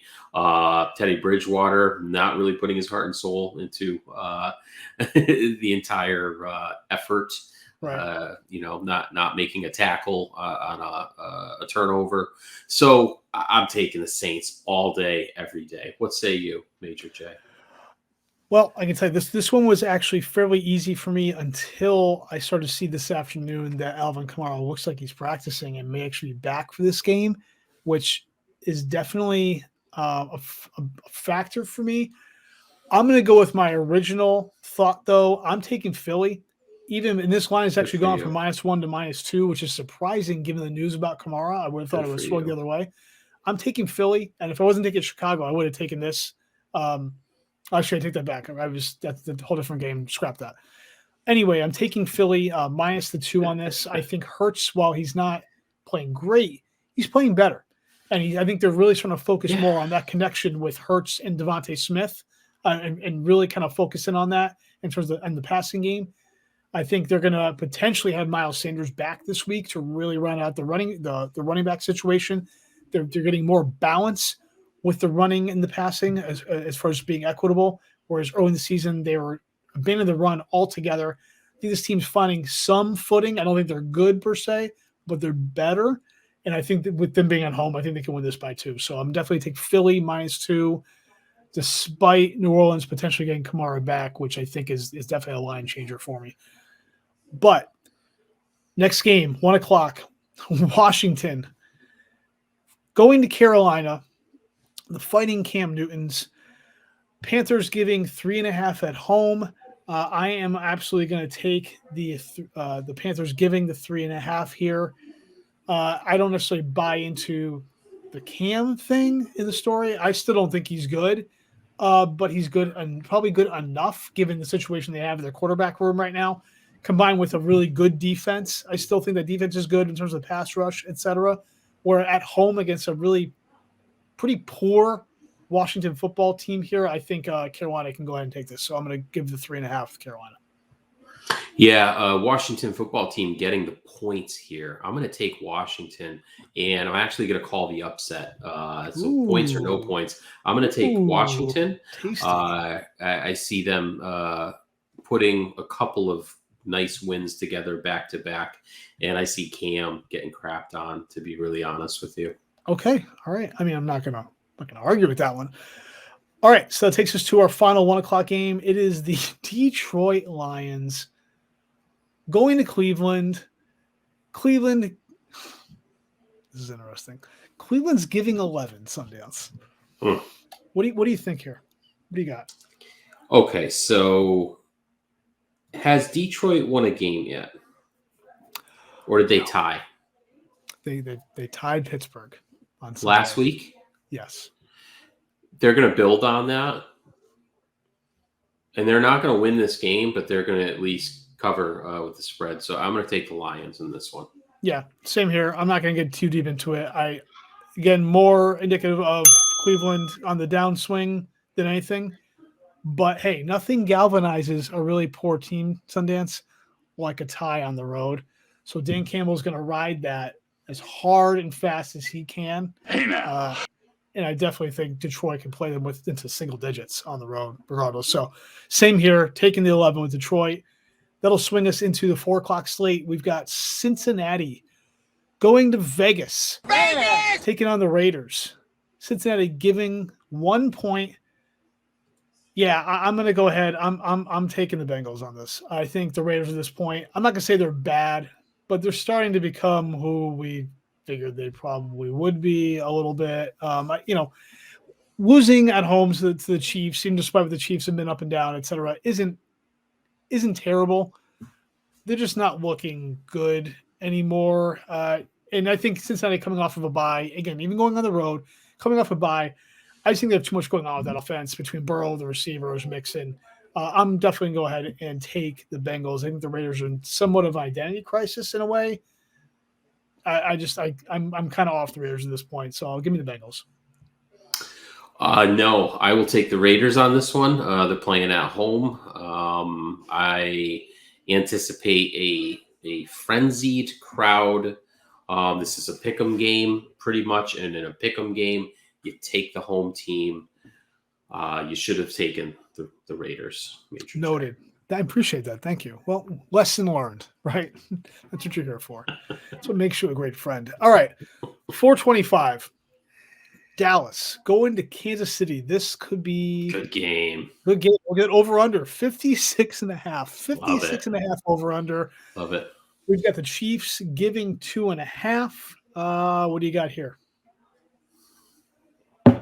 All right. Could be a pick'em game. 2.5 points. Not really a pick'em game. I'm going to take the Cowboys.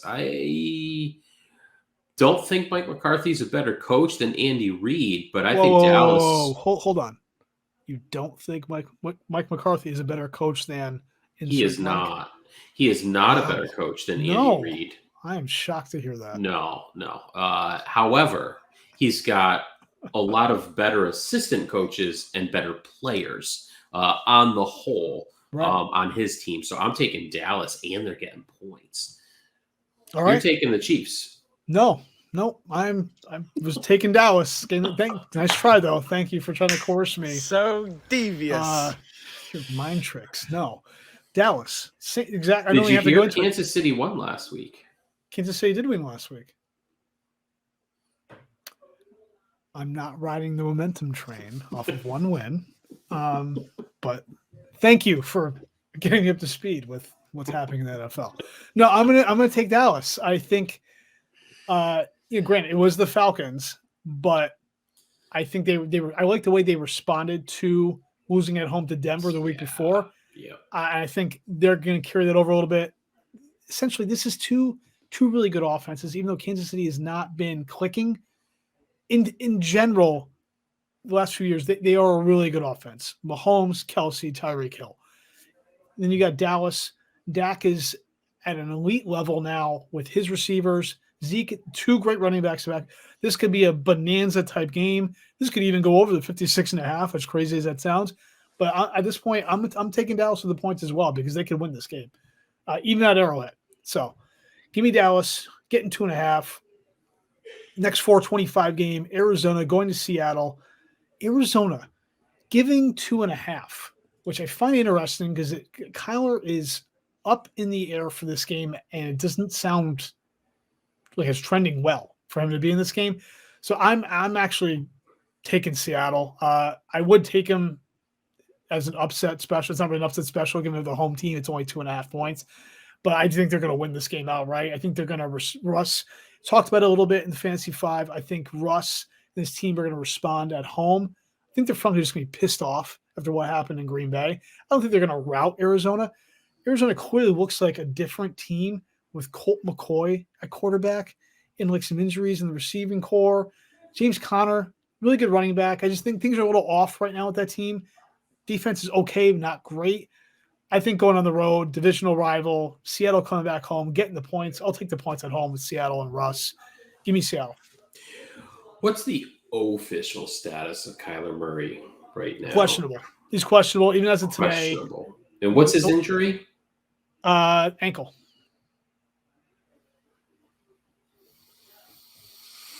The last update I saw was that it's up in the air. He could play, but it's going to be a game time decision. It's going to be a game time decision. It would really have to work positively in his favor to get there.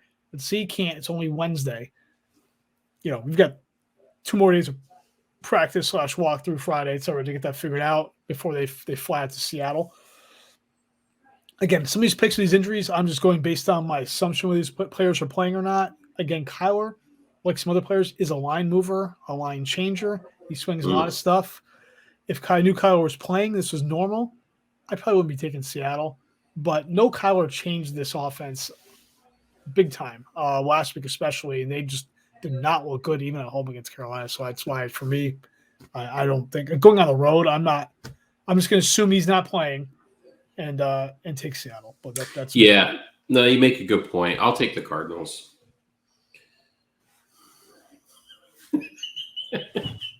You did it to me again. All right. I appreciate you keeping me on my toes and making me stop and think all the time. All right. Head-to-head on that one, too. That's fun. This is another fun week to finish below 500 again. Sunday Night Football. Pittsburgh going to the Chargers. Chargers are giving 5.5 Sundance. What do you got here? Roethlisberger expected back for this game. He is there. As of right now, McCarthy, Mike Tomlin is saying, protocol? What's that? Is it COVID? Yeah. It was COVID. Mike Tomlin is saying they're preparing as if they're not going to have Ben, but that doesn't mean they're not going to have Ben. Like, I think it's just up in the air. He could clear by the end of this week. No, I'm sorry. When was he Yeah, I think it's a situation similar to Rodgers last week, where I think Ben can clear by Saturday and play in the game. So again, with COVID, that's the thing with COVID, as opposed to even normal injuries, we have no clue about that stuff, Right? Because these players aren't seen in any way, shape, or form. They're in their rooms, hidden. We don't know if they're sick or not or whatever. No idea. Yeah. So we won't know till Saturday. Listen, couple evenly matched teams. I'm going to take Pittsburgh because they're getting the points. Okay. I as well am taking Pittsburgh. I'm assuming Ben is back. Chargers, as I was saying earlier, haven't been right.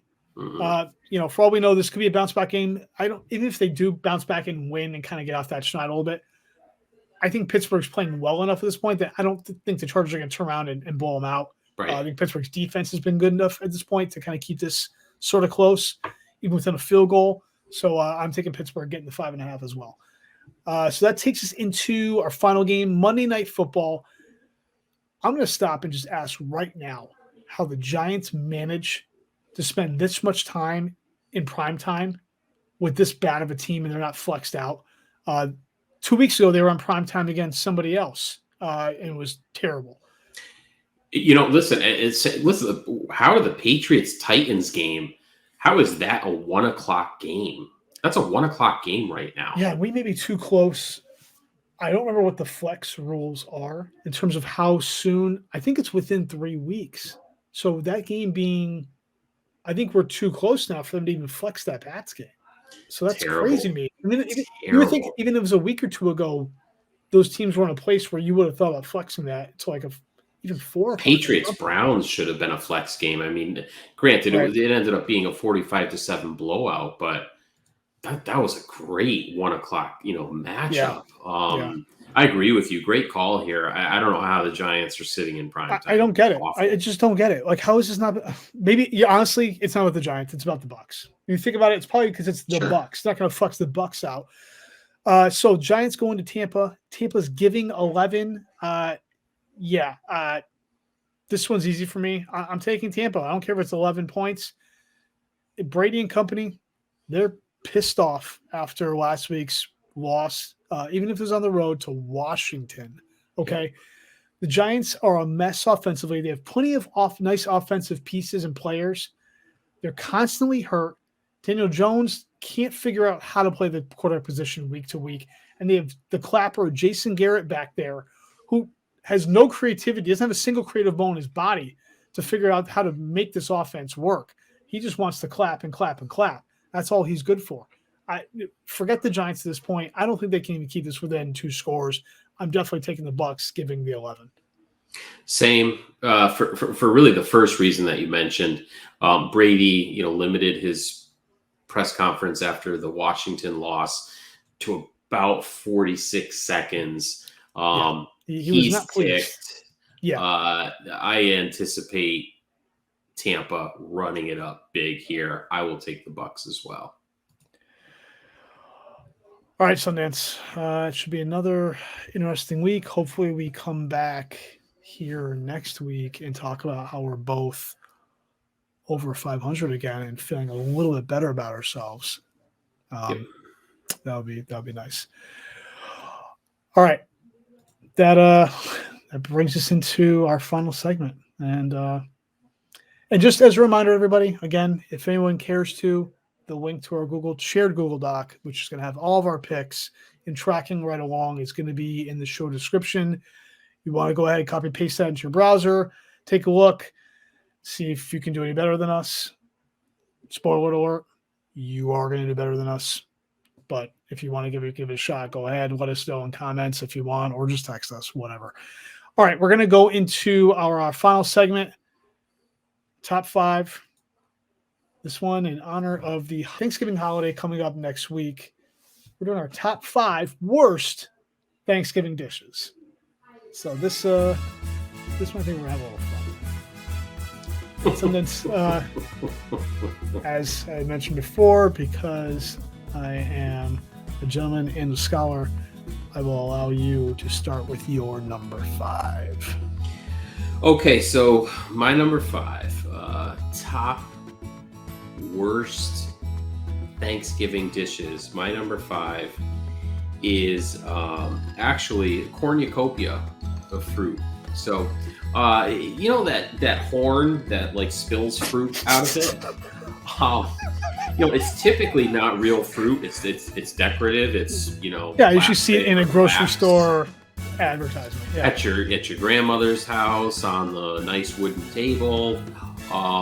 It's nice to look at, but it's a terrible dish if you were to actually serve that. So, if the Pilgrims and natives actually sat down and broke bread together, I would imagine that Squanto or Tecumseh or Sacagawea would have seen John Smith bring out the cornucopia for the Thanksgiving meal and probably swatted it away and said, "How dare you?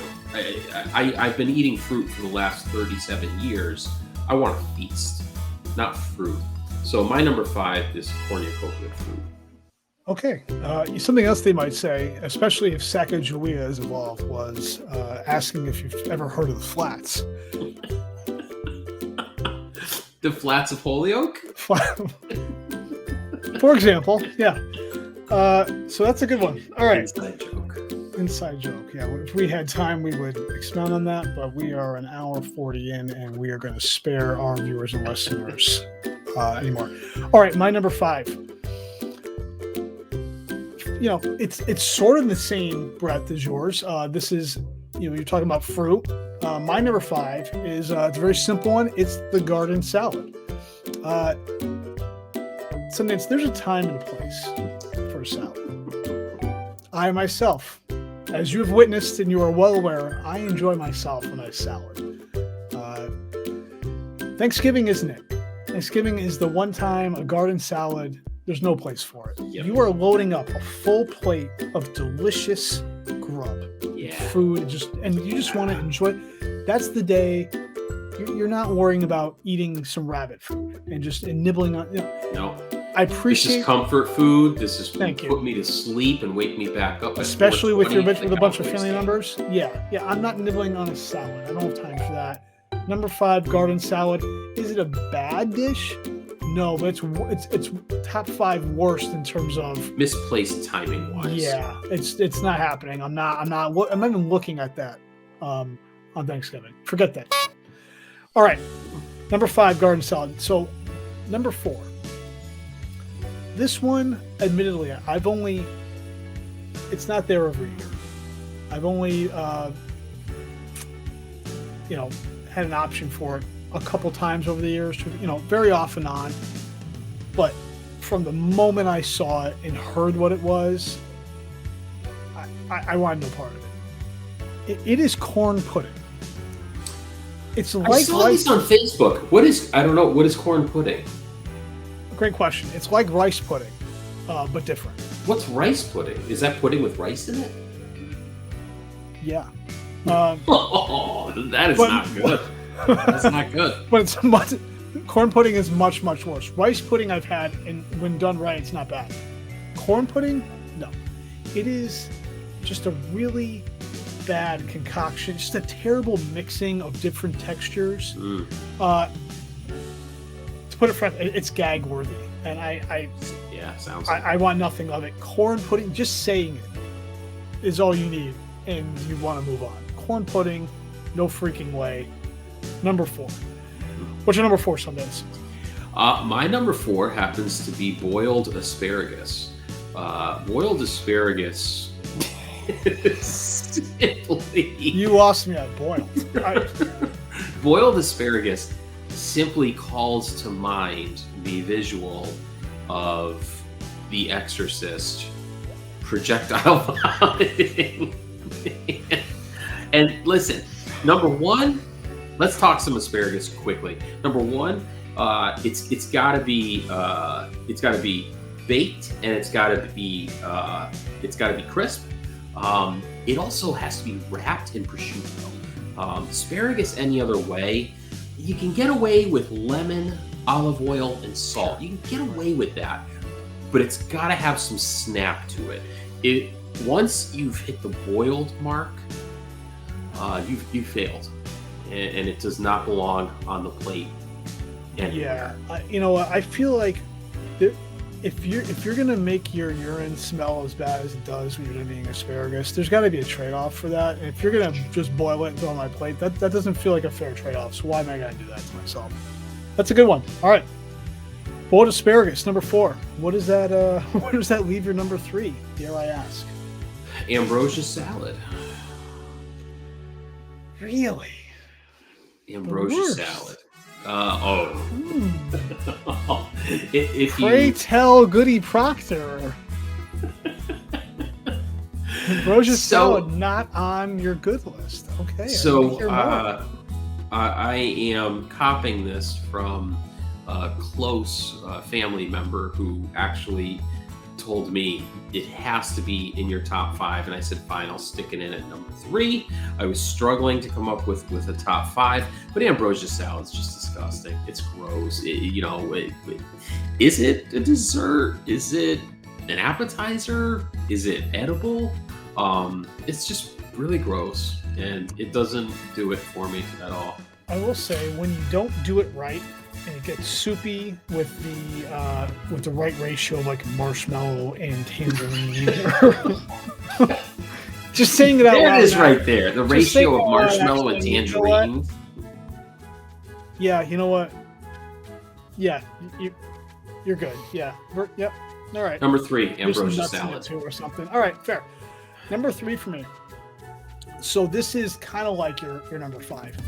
This isn't a specific food or dish. It's more of an umbrella or category.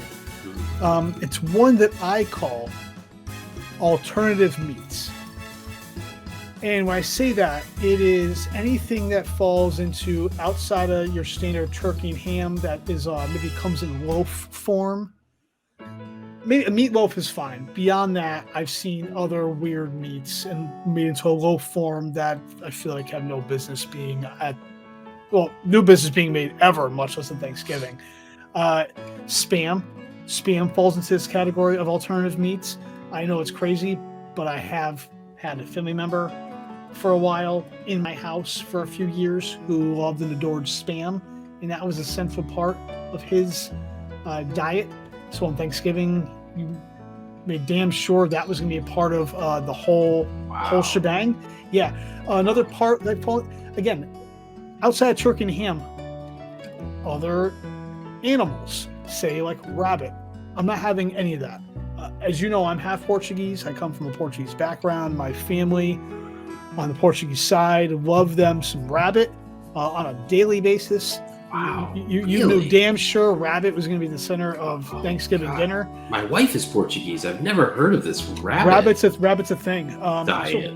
So, beyond just any other furry animal that generally you should not think to be eating, being involved. So alternative meats, very large umbrella, all this stuff. I want nothing to do with it. It's gross. Get out of here. Number 3. All right. We are down to our top 2. Number 2 for me.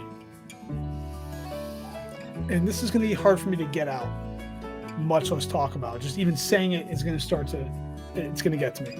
It is old-fashioned, like traditional old-fashioned dressing with the giblets. When you're utilizing the giblets in anything, the dressing, the gravy, the thought of that is gag, more gagging, dry heave. I can't handle it. Anything involving giblets, no. I understand there's no place for that for me. There is in a traditional setting. No, thank you. I don't even have to talk a lot about that. You know what giblets are, Sundance, right? I do.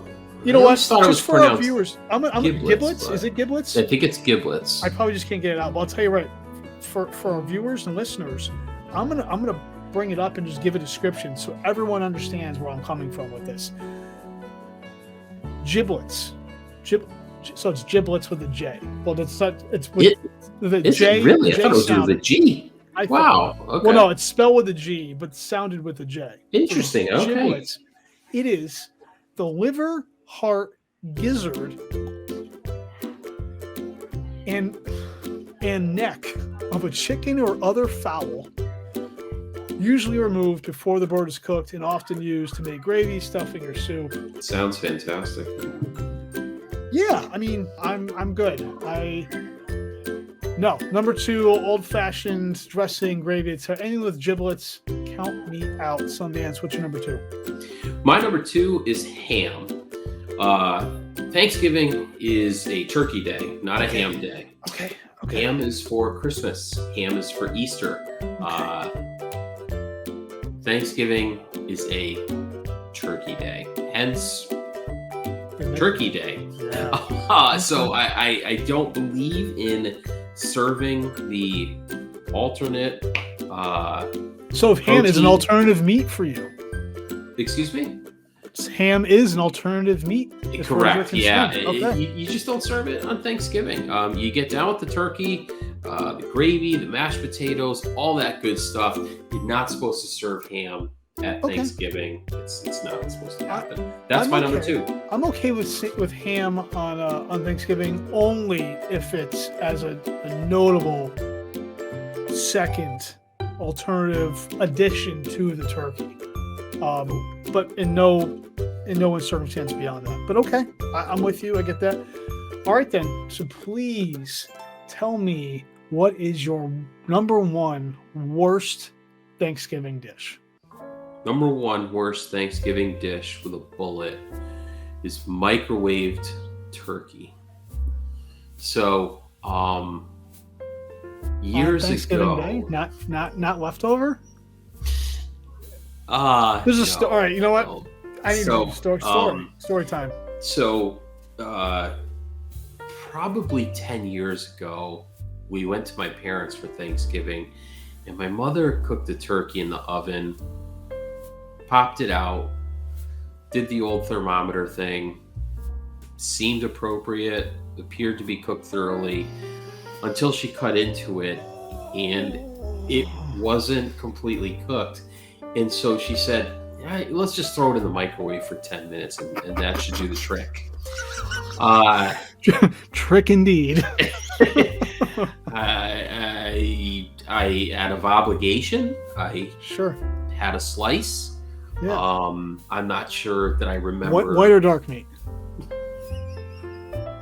I don't recall. I don't recall much about that afternoon. I just recall that the turkey was microwaved and finalized. And so that's a big no-no on Thanksgiving. You've got to cook the turkey appropriately. Okay. It's easily number 1. All right. I'll give you that one. Absolutely. All right. My number 1, I think, would be on a lot of people's top 5, worst 5, whatever you want to call it. Really, the giblets should have been number 1, but this is one. This one has bothered me for a long, long time, and I'm going to say this one at the risk of potentially alienating or hurting family members' feelings. Except for the fact that, none of them are probably listening or watching anyway, so it may not matter, other than the ones who might hear me right now. But my number 1 is green bean casserole. If you ever see it, generally it doesn't look appetizing to begin with. Nope. It's just got this gooey white, whatever. You try to fake it out with the crunchy French onion things on top. Those are good. Those are good. Yeah. They don't quite mask everything else that's going on in that casserole dish. If you make it wrong, it comes out like super chewy, and then you're just messing with it, and you can't snap them. Kind of like your asparagus earlier. Then it's hard to get down, and again, that weird gravy mix that's in. No thanks. It's a staple every year, and every year when you're at your relative's house or wherever you're having Thanksgiving, you're filling up your plate with all your meats and your sides and stuff. That's the one I will strategically plot my walk around the kitchen or where the food is to make sure I end up at that green bean casserole last. Oh, no room on the plate. I'll get it on the next go around. I'll get it on the next turn. Yeah, darn. And then you just never get there. Green bean casserole, my number 1 worst Thanksgiving dish.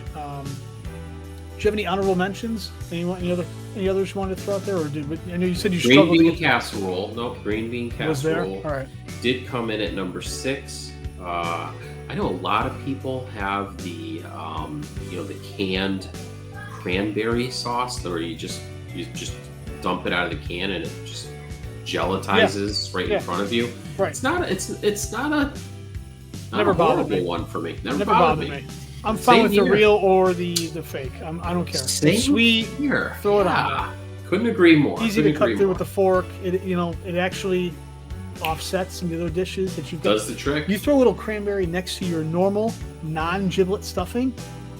I'm good with that. You can just mix and match 100%.